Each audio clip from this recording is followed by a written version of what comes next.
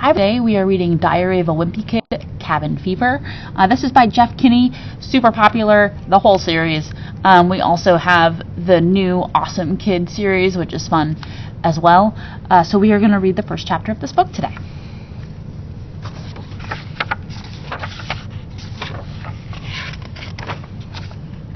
November, Saturday.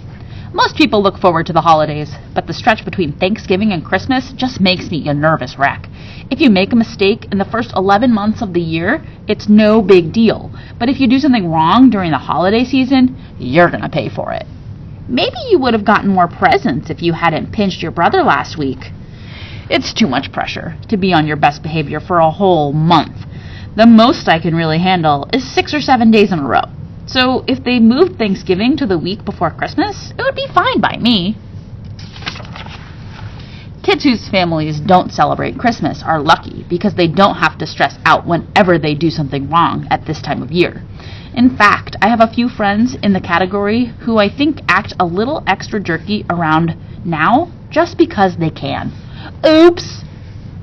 The thing that really makes me nervous is this whole Santa issue.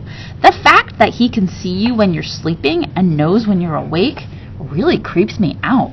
So I've started wearing sweatpants to bed because I really don't need Santa seeing me in my underwear.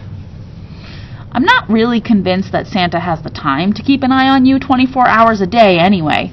I figure he can only check in on one kid once or twice a year for a few seconds. And with my luck, that happens at the most embarrassing moments. That's disgusting. If Santa does see everything you do, then I could be in trouble. So when I write him, I don't say what I want for Christmas and all that. I use my letters to paint myself in the best possible light. Dear Santa, I did not throw a crab apple at Mrs. Taylor's cat, even though it might have looked that way from a distance. Sincerely, Greg Heffley. Then there's this naughty or nice list they're always talking about. You hear about it, but you never actually get to see it, so it's up to the grown-ups to tell you where you stand at any given moment, and something about that just doesn't seem right. If you help me with these groceries, I'll bet it will be just enough to make Santa's nice list. I kind of wonder how accurate the list really is anyway.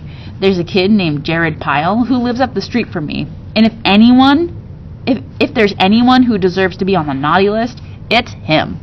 But last year, he got a dirt bike for Christmas, so don't ask me what Santa was thinking on that one. It's not just Santa I've got to worry about, either.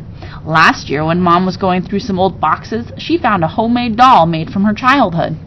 Mom said the doll was called Santa's Scout, and that his job is to watch how kids behave and then report back to Santa at the North Pole. Well, I'm not a fan of that idea. First of all, I think you have the right to privacy in your own home.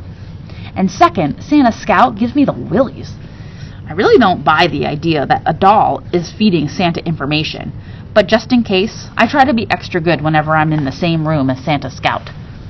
But it probably doesn't matter anyway, because my older brother, Roderick, is constantly feeding Santa Scout bad information about me.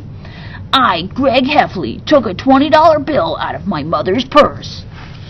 Every morning when I wake up, Santa's Scout is in a new place, which I guess is supposed to prove that he traveled to the North Pole overnight. But I'm starting to wonder if it's really Roderick who moves him. Ah!